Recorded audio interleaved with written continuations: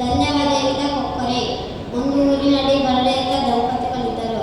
ಅವರಿಗೆ ಅರಿಯಮ್ಮ ಮಗನು ಇದ್ದನು.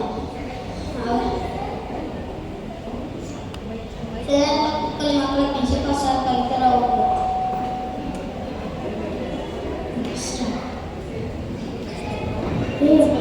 ವಿಷಯ ಗೊತ್ತಾ? ನಮ್ಮಪ್ಪ ನಮಗೆ ಕ್ರಿಸ್ಮಸ್ಗೆ, ನ್ಯೂ ಇಯರ್ಗೆ, ಮಕ್ಕಳ ಕ್ರಿಸ್ಮಸ್ಗೆ, ಕ್ರಿಸ್ಮಸ್ ಇಗೆ ಎಲ್ಲದಕ್ಕೂ ಹೊಸ ಹೊಸ ಬಟ್ಟೆ ತಗೋತಾರೆ. ಹೌದಾ? ನಾನು ಕೇಳ್ತೀನಿ ನಮ್ಮ ಅಪ್ಪನಿಗೆ ಎಷ್ಟು ಜೊತೆ ಬಟ್ಟೆ ತೆಗೊಡ್ತೀರಾ ಅಂತ. ಸರಿ.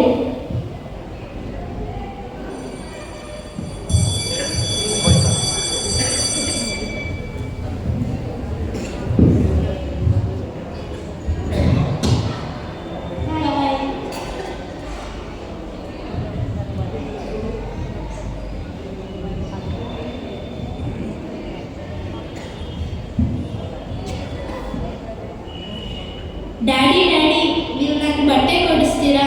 ನನ್ನ ಫ್ರೆಂಡ್ ಅವ್ರ ತಂದೆ 5 ಜೊತೆ ಬಟ್ಟೆ ಕೊಡಿಸಿದ್ದಾರೆ. ನೀವು ನನಗೆ ಬಟ್ಟೆ ಕೊಡಿಸ್ತೀರಾ? ಅಯ್ಯೋ, ಬಟ್ಟೆಗಳ ಈ ಸತ ಆಗಲ್ಲ, ನೆಕ್ಸ್ಟ್ ವರ್ಷ ಕೊಡಿಸ್ತೀನಿ. ಹಂಗಂದ್ರೆ ಬಟ್ಟೆ ಇಲ್ವಲ್ಲ? ನೆಕ್ಸ್ಟ್ ವರ್ಷ ಕೊಡಿಸ್ತೀನಿ, ಹೋಗು.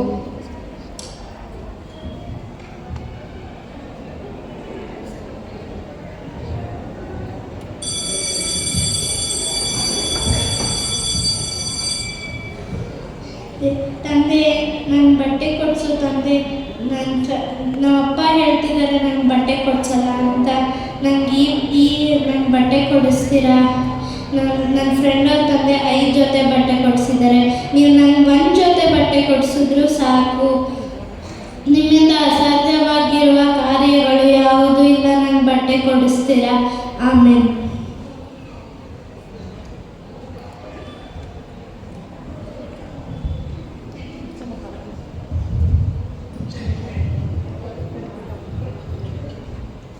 ಪ್ರೀತಿ ಸ್ವಲ್ಪನಾದ ಜೀವನ ತಂದೆಯಾಗಿದ್ದಾರೆ. ಹೌದಪ್ಪ ಸ್ವಾಮಿ, ನನ್ನ ಮಗನಿಗೆ ಒಂದು ಜೊತೆ ಬಟ್ಟೆ ಕೊಡ್ಸೋಂತೆ ನೀನೇ ಸಹಾಯ ಮಾಡಿಕೊಡು.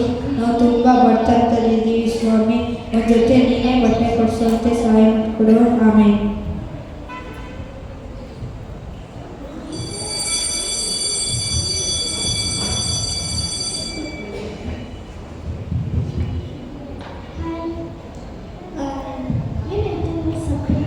ಹೌದು, ನಮ್ಮಪ್ಪ ಬಟ್ಟೆ ಕೊಡ್ಸಲ್ಲ ಅಂತ ಅಂದ್ರು. Next year ಕೊಡಿಸ್ತಾರಂತೆ.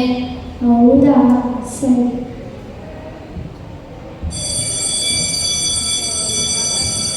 ಬಾಯ್.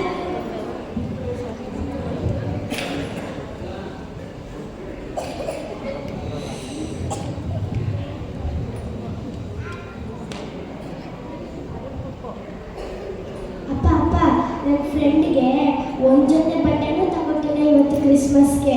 ಅದಕ್ಕೆ ನನಗೆ ಅಷ್ಟು ಬಟ್ಟೆ ತಗೊಂಡಿದ್ದೀರಲ್ಲ, ಅದ್ರಲ್ಲಿ 1 ಬಟ್ಟೆ ಅವನಿಗೆ ಕೊಡಲ್ಲ. ಆಯ್ತಾಯ್ತು. ಕ್ರಿಸ್ಮಸ್ ಅಂದರೆ ಬಡವ್ರಿಗೆ ಮತ್ತು ಬೇಕಾಗಿರೋರಿಗೆ ಸಹಾಯ ಮಾಡೋದು ಮತ್ತು ಖುಷಿ ಪಡಿಸೋದು. ನೀನು ಯಾವ ಬಟ್ಟೆ ಸೆಲೆಕ್ಟ್ ಮಾಡ್ತೀಯ ಆ ಬಟ್ಟೆನ ಅವನಿಗೆ ತಗೊಂಡು ಪ್ರೇಯರ್ ಮಾಡ್ಬಿಟ್ಟು ಕೊಡೋದು. ಸರಿಪ್ಪ.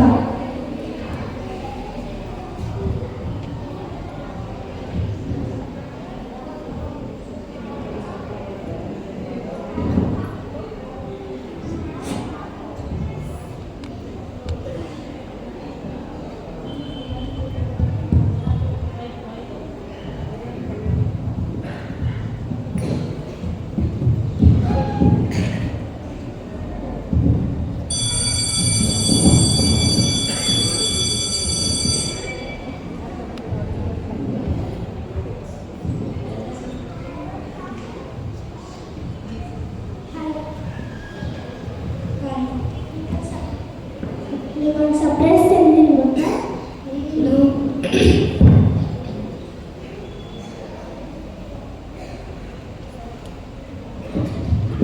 ಏನಿದು? ಬಟ್ಟೆ. Thank you.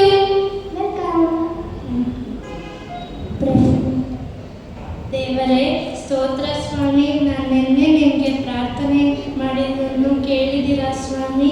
ಸ್ತೋತ್ರ ಸ್ವಾಮಿ. ಆಮೇಲೆ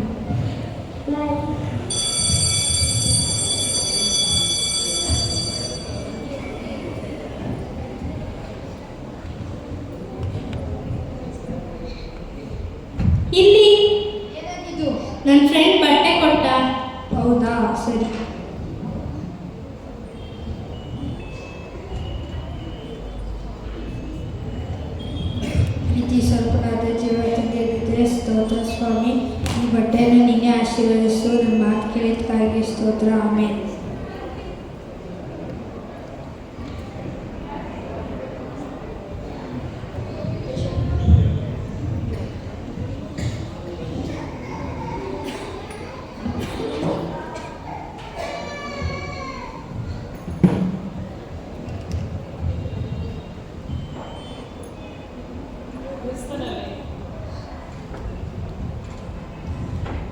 ಕ್ರಿಸ್ತನಲ್ಲಿ ಪ್ರೀತಿಯ ಸಭೆಯವರೇ, ನಿಮ್ಮೆಲ್ಲರಿಗೂ ಪ್ರಭು ಯೇಸು ಕ್ರಿಸ್ತನ ಹೆಸರಿನಲ್ಲಿ ನಮ್ಮ ಹೈಯರ್ ಪ್ರೈಮರಿ ವಿಭಾಗದಿಂದ ಹಾಗೂ ಜೊತೆ ಸೇರಿದ ಶಿಕ್ಷಕರಾದ ಜೋನಾಥನ್ ಪ್ರಕಾಶ್ ರವರಿಂದ ಕ್ರಿಸ್ಮಸ್ ಹಬ್ಬದ ಶುಭಾಶಯಗಳನ್ನು ಕೋರುವವರಾಗಿದ್ದೇವೆ.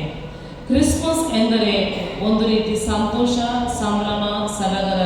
ಅದರಲ್ಲೂ ಬಟ್ಟೆ ಖರೀದಿ ಎಂದರೆ ನಮ್ಮದು ಒಂದು ಕೈ ಮೇಲೆ.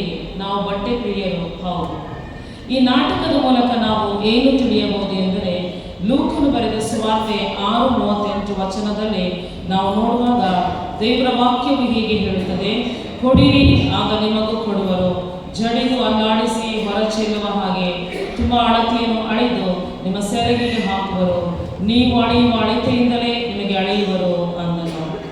ಯಾರಿಗಾದರೂ ತಮಗೆ ಇಷ್ಟವಾದುದನ್ನು ಏನಾದರೂ ಕೊಡಬೇಕು ಅಂದರೆ ಸ್ವಲ್ಪ ಕಷ್ಟವೇ. ಇನ್ನೂ ಮನಪೂರ್ವಕವಾಗಿ ಕೊಡಬೇಕೆಂದರೆ ಅದು ಅತ್ಯಂತ ಕಷ್ಟಕರವೇ ಹೌದು. ಆದರೆ ನಾವು ಈ ಮನಸ್ಥಿತಿಯನ್ನು ಹೊಂದಿ ಕ್ರಿಸ್ತನ ಹಿಂಬಾಲಕರಾಗಿ, ಆತನ ಮಕ್ಕಳಾಗಿ ಈ ವರ್ಷದ ಕ್ರಿಸ್ಮಸ್ ಹಬ್ಬವನ್ನು ಬಡವರಿಗೆ, ದೀನರಿಗೆ, ವಿಧವೆಯರಿಗೆ, ಮುಖ್ಯವಾಗಿ ನಮ್ಮ ಸಮಾಜದಲ್ಲಿರುವಂಥ ಇನ್ನೂ ಅನೇಕರನ್ನು ಗುರುತಿಸಿ ಅವರಿಗೆ ಉದಾರವಾಗಿ ಕೊಡುವುದರ ಮುಖಾಂತರ ಆಚರಿಸೋಣ. ಅಗತ್ಯಕ್ಕೂ ಮೀರಿ ನಮಗೆ ಹೆಚ್ಚು ಹಣ, ಸಮಯ ವ್ಯಯ ಮಾಡುವುದಕ್ಕಿಂತ ಈ ರೀತಿ ಹಬ್ಬವನ್ನು ಆಚರಿಸುವುದರ ಮೂಲಕ ನಾವೆಲ್ಲರೂ ನಮ್ಮ ಮಕ್ಕಳಿಗೆ ಮತ್ತು ಮುಂದಿನ ಯುವ ಪೀಳಿಗೆಗೆ ಮಾದರಿಯಾಗೋಣ. ಅದೇ ರೀತಿ ಮಕ್ಕಳಿಗೆ ಕೊಡುವುದನ್ನು ಕಲಿಸಿ ಹಾಗೂ ಆ ವ್ಯಕ್ತಿತ್ವವನ್ನು ಬೆಳೆಸಿ ದೇವರ ಮಕ್ಕಳಾಗಿ ಜೀವಿಸಲಿಕ್ಕೆ ಆಗುವಂತೆ ಪ್ರಯತ್ನ ಮಾಡೋಣ. ಈ ಮುಖಾಂತರ ದೇವರು ತಾನೇ ತನ್ನ ಆತ್ಮನ ಮೂಲಕ ನಮ್ಮೆಲ್ಲರ ಹೃದಯದಲ್ಲಿ ಬಲವಾಗಿ ಕಾರ್ಯನಿರ್ವಹಿಸಲಿ.